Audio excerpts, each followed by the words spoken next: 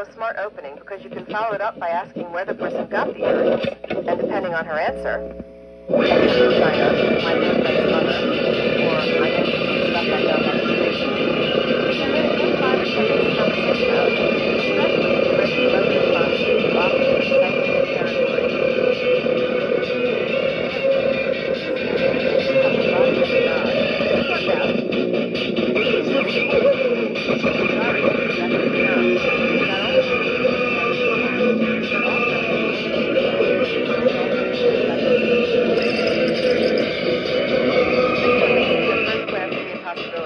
But the answer is no. First of all, though it seems to smack of the honest approach, you can't possibly know these people are nice since you haven't talked to them yet. The comment will seem insincere. Secondly, it's too gee whiz. Our wit in the group may shoot you down with, well, you're wrong, baby. You're a terrible lot. You don't want to associate with us. 5. Hi. Do you mind if I talk to you guys? I don't want to sound mean, but you're the only people here to seem interesting. Should you say this? No. Believe it or not, I thought this might work in some crowds, so last New Year's Eve I tried it out. Boy, was I sorry. What a disaster. The 2 guys looked at me like I was a leper, and while I was trying to figure out if there was something wrong with my delivery or what, I heard a scandalized voice right behind me, where I thought no one was standing, say, "Of all the nerve!" Horror of horrors, someone had overheard me. It took some pretty fancy footwork to recover. In any case, even if you aren't overheard, it's a bad idea for 2 reasons. The people you are addressing may be good friends of other people at the party, and may therefore be insulted, and it's simply too negative a comment for most people to accept as a compliment. 6. Well, do you mind if I join this illustrious circle of high-powered shakers and movers? Should you say this? The answer is both yes and no. If the group you are trying to enter is made up of business peers who are no more powerful in your field than you, this is a fine, light-hearted piece of flattery. However, if the circle does contain shakers and movers of a much higher professional level than you, then this is a terrible idea. Such a group must be entered carefully in order not to draw too much attention to the fact that one of the lower echelon has had the nerve to join it. 7. Hello, I heard the laughter from across the room. Since you all must be the funniest people here, I decided I'd come over and be amused. Should you say this? Yes. This is the kind of flattery entree that can work, assuming you are approaching a circle of people who have really been laughing. It makes the people feel good without being threatening or too personal in any way, and it's believable, since you really can be drawn to people by their good energy. Keep in mind that using flattery in an opening line and using it after you are involved in conversation are very different things. While it's often true that flattery will get you everywhere, until you get to know what kind of people you are dealing with, you have to be very careful with the butter. The 4th opening gambit is something I call the sophistication test. There's no better way to find out what kind of person you're talking to than this, and it's also an excellent icebreaker. I use the sophistication test often, especially when I'm feeling particularly out of my element. It's a quick, surefire method of figuring out what kind of subject matter, what tone, and what level of clarity is appropriate.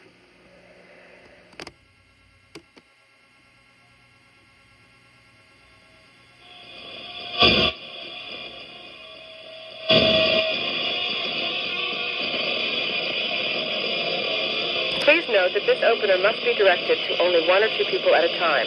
If you are entering a larger group, use the test on 1 person in the group. The question that I found works best is, how did you get here? This can obviously be taken many different ways, which is the whole purpose of the test. If the person answers in a cab, you can relax a bit, although you might prepare to be a little bored. This person isn't going to throw you any curves. If he or she replies, well, I knew the hostess's ex-husband, so I guess that's how I rated, you know you've got a fun person with whom you can kid around somewhat. Even, would you like to see my birth certificate, is good news. It's a sign of a witty conversationalist. There are only 2 other types of responses, and both of them indicate immediate escape. One of them is, what business is it of yours? And the other is, I don't know. The former signifies out-of-control hostility, a great detriment to mingling, and the latter is evidence of mental impairment of some kind, or heavy-duty drugs. You may want to concoct your own stupefaction test questions, such as one of these. So what do you think? The picture. Well, what's role in all this? Hey, what's it all about anyway? What's your story? If you choose not to use the honest approach, the fade, the flattery entree test, you may want to employ one of the following opening lines. People think of breaking the party has ended. Write them down when you time. Let's use simple words. 1. Never use for an opening line. It's boring, dangerous, and unless it's something fascinating or know something about, it's a real dead end. It also may seem to some people as if you are trying to find out if they are worth your time. In fact, once the person has told you what he does for a living, you are bound by the rules of courtesy to stick around and chat with him about it. Okay? All right. 2. Those who mingle best mingle alone. While you make a great buddy with a buddy system, don't want to mingle with a mixed friend, unless, of course, one of you knows people there and is the particular one around. Too hard to assimilate into clusters. It can be, and it's the same. Never work. Say them with and confidence. And above all, don't forget, 90% of America has mingle phobia, not a lot. Here are some opening lines to practice. How's life treating you? Am I interrupting something confident? Hi.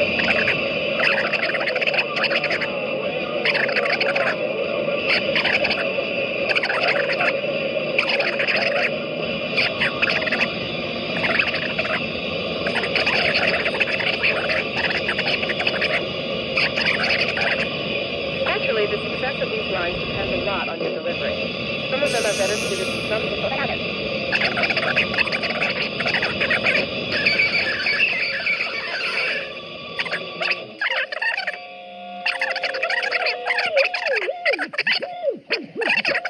Satisfied that we pulled off an opening.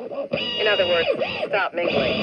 2. You can exit immediately upon completing the opening gambit, using one of the techniques that will be described. 3.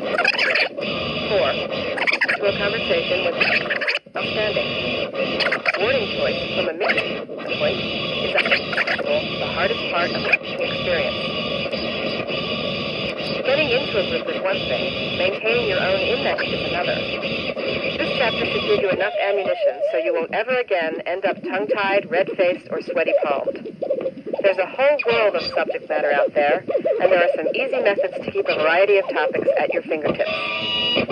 But first of all, let's take care of the worst-case scenario. How do you recover from a muffed opening? If your opening lies on the ground and just lies there dead, here are some things you can do. 1. Pretend it never happened. Just start over with another opening line. It's really not necessary to another opening gambit. And it's important to continue with one opening. The thing is not the confidence. Let's do time into something short. Yeah,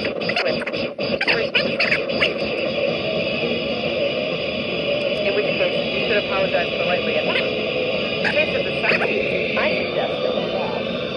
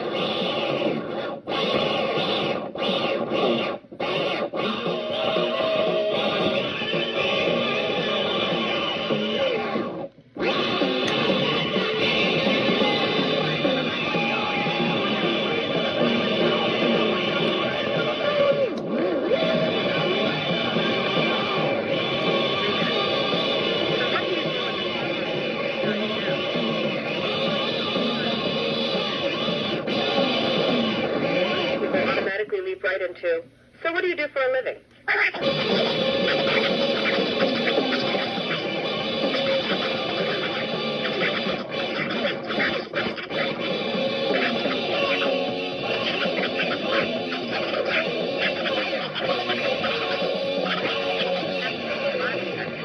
But you should be aware of the possible consequences and pitfalls.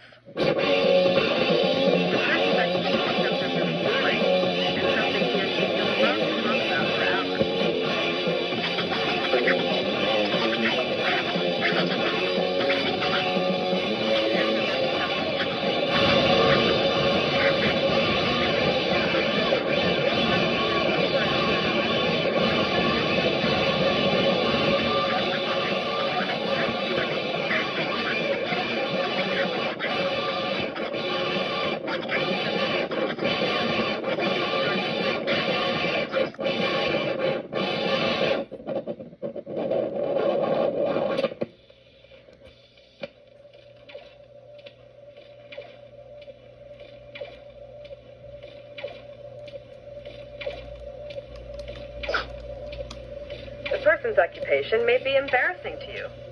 Quite a few people I know, for example, would be made very uncomfortable by the following responses. I'm the hostess's gynecologist. I'm a female impersonator.